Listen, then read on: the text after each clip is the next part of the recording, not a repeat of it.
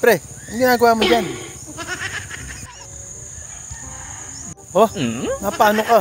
Natuklong ko ng ahas. Nagwiwilang naman ako eh. Natuklaw ka ng ahas? Problema yan. Tulungan mo naman ako. Sige, tingnan ko.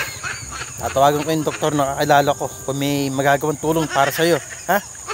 Sige. Tawagan mo.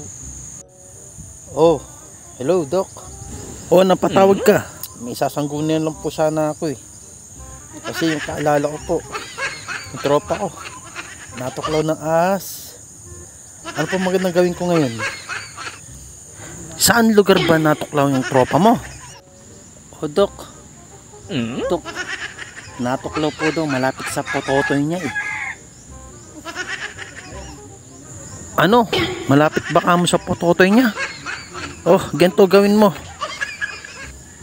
Kung saan natuklaw, sipsipin mo.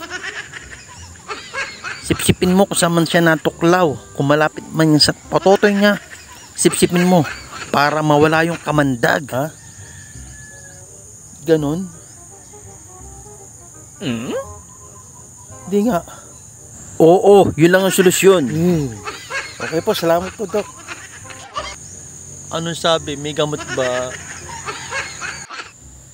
Sus pre, pasensya na. Pero wala na daw lunas siyang tuklaw ng ahas mo. Mamatay ka dyan. Wala na. Ganon.